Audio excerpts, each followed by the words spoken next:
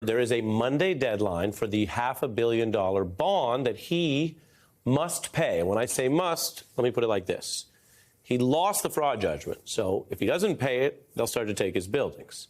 He does have the right to appeal if he puts up a bond for the fraud judgment. You are required under law to do that, to appeal a fraud loss. And he is in New York courts, and New York legal requirements matter and apply to him like any other person. But no one, no bank, no hedge fund, no institution has yet stepped up to fund Donald Trump, to put money down, which he then would use to say, okay, they're holding on to that while he gets to appeal. And the reason is important. We'll get into that. Trump is very frustrated. He's now begging for help from people who have apparently money, unlike him. He is, quote, hitting up high-dollar donors, not just for campaign cash at this juncture, as the general election gets into full steam, but, quote, also to see whether they might guarantee his bond. And the details about Trump's fundraising show how all of this is clashing together, because he has an agreement with the RNC that donor money, some of it goes to a PAC, which pays Trump lawyers before the Republican National Committee gets its funds. And that's just for money going to them.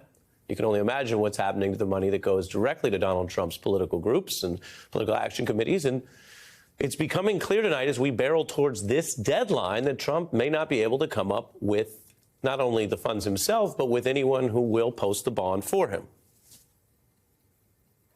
Nobody wants to lend him the money, in this country anyway. Who knows what's going to happen with Russia and Saudi Arabia, because they know that he doesn't pay his bills back. Is there any effort on the part of your team to secure this money through another country, Saudi Arabia or Russia, as Joy Behar seems to think? Well, there's rules and regulations that are public. I can't speak about strategy that require certain things, and we have to follow those rules. You heard that word salad was not exactly a no, we won't let the Saudis fund this. Now, remember, Donald Trump spent a lot of time telling everyone, especially his own supporters, that because he was so rich, he was independent, that he couldn't be bought off, and he wasn't worried about his next job or going into lobbying or the other things that happened in Washington. And by the way, it is true that some politicians go on to do those things, and that is a problem. We've covered that problem. But apparently, it turns out it is not true that Donald Trump is independent as a billionaire, because apparently he's not that kind of billionaire. So you have a president here with his own lawyers in public not able to disavow that a foreign government would fund him and thus own a piece of him.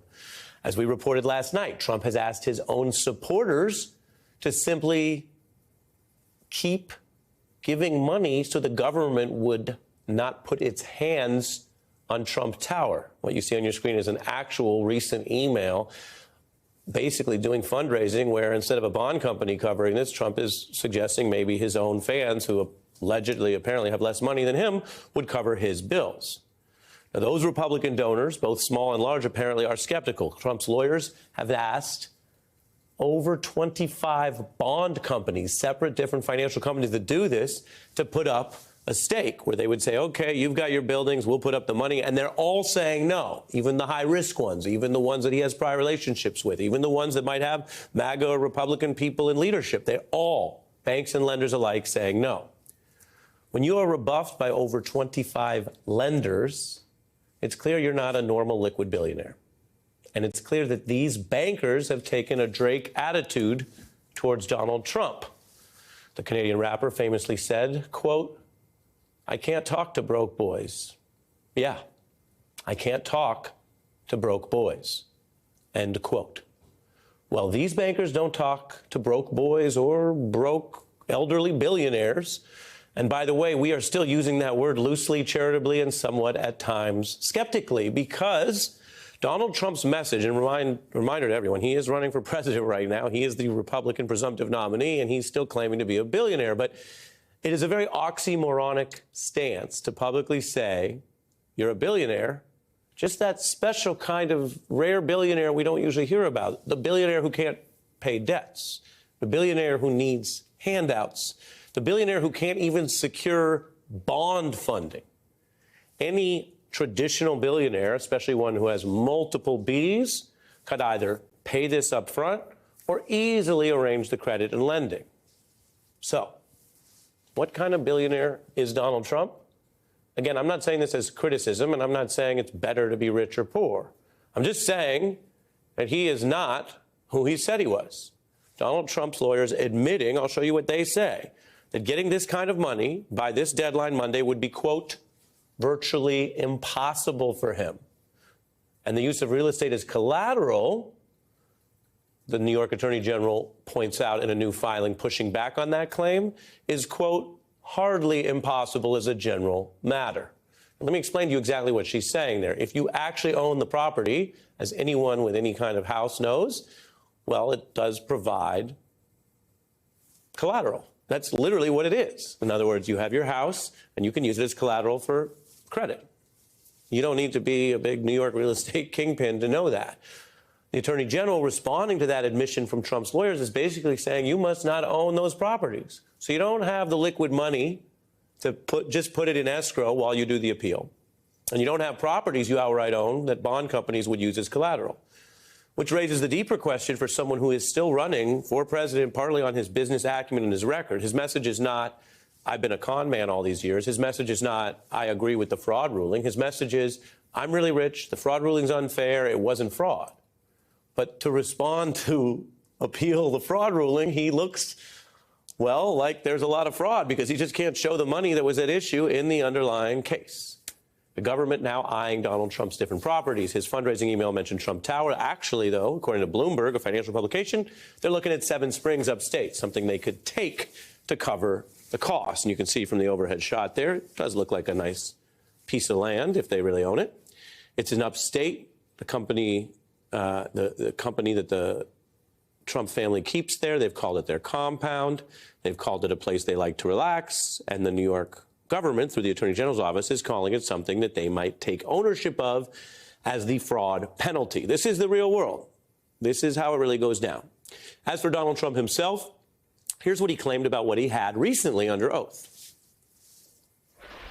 I don't need the money. You probably see the cash. We have a lot of cash. I believe we have substantially in excess of $400 million cash, which is a lot for a developer. Developers usually don't have cash. They have assets, not cash. But we have, I believe, 400 plus and going up very substantially every month.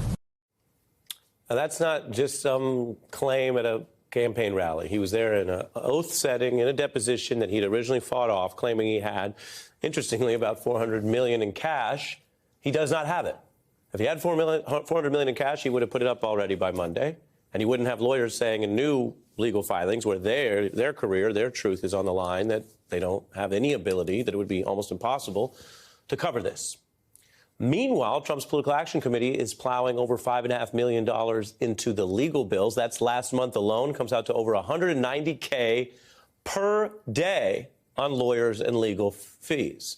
And again, not money that he can afford. Apparently, he needs to get a handout from others to cover his own lawyers. Now, there is a well-known way out of these kind of financial dealings. I bet you've heard of it. It's called bankruptcy. It's something that Donald Trump's companies have used before, and it doesn't always mean that it's a bad thing. There are plenty of people in business who will tell you there are ways to use the bankruptcy laws and still come back totally solvent or rich. Washington Post reports, though, that whether or not that would be a business option, Trump has decided against it over, quote, concern it could damage his campaign. You think? You think if you spent decades claiming you were a billionaire and then the first time you had to actually publicly put up some money, you just declared bankruptcy, that might damage your brand? That might make, I don't know, 1 out of 20 or 1 out of 10 Republican fans think skeptically about the whole story they've been sold? Well, Donald Trump, according to the 2020 results, cannot lose 1 out of 20 or 1 out of 10 of his core voters. He needs to make up voters to make up the edge of 7 million down that he had in 2020. So this story, while financial, is also political. It's also electoral. Trump's finances are under that crunch. Politically, the fundraising numbers, this is a subset but related issues, show Trump and the RNC now have about $50 million, about $45 million there, if you count it up. That's him and the RNC, and they are one. Now he's a presumptive nominee. That's cash on hand. We have these numbers officially because they are regulated, so you actually have to report this into the government. Rules still matter. $45 million. Now, let me show you what Biden and DNC had on their side. About $97 million, about double in the most recent numbers that are available. So this is a picture of a mismatch. You do not want to be running 100% behind in funding month after month in a general election, because that means you could be outspent double on TV ads in Ohio or the ground game in Florida or all the other things that we talk about in the news about what campaigns do. Well, this is how they fund it. This is a problem for Trump, whether he claims to be rich or not. And Biden, well, he's using this to stunt on the victory here and take a dig. He told a joke at a recent gathering of Democrats in Dallas. It was a fundraiser, speaking of cash, that, quote, just the other day, this defeated-looking man came up to me and said, Mr. President, I need your help. I'm in crushing debt. I'm completely wiped out. And Biden said, he answered, quote, Donald, I'm sorry. I can't help you. Trump's finances are also seeping out beyond just the news environment or the people who follow, New York bond fraud appeals rulings, which is not everyone's cup of tea. But if you just watch TV or you're online watching the late night shows, you will hear about it. Something tells me over the weekend Trump's going to start talking about how strong Vladimir Putin is, and suddenly a dump truck full of rubles will pull up and cover this for him. Trump didn't fill out a bracket because he doesn't have the $10 to join the pool. These are the kind of jokes that would obviously personally bother Donald Trump. And the point here is not that we should turn our elections into another stand-in for a financial billionaire rich Wall Street debate. Indeed, as I've told you at other times in other ways, our political system is already too tied to and too distorted by big money. But we do have two nominees, and one of them claims to be a billionaire. One of them claims to be successful. And one of them claims to be good at business and good at dealing with the law and delay, and all the other things we hear. But is it possible that the story does not always remain the same? That the financial pressure on Donald Trump, which is over $600 million if you total the fraud thing I've been telling you about tonight, and the defamation case that went over $90 million and over $50 million in other legal fees, and the interest on the fraud judgment, which will keep running while he does the appeal, is it possible that all of this pressure is building up and this story is changing because the billionaire might be broke?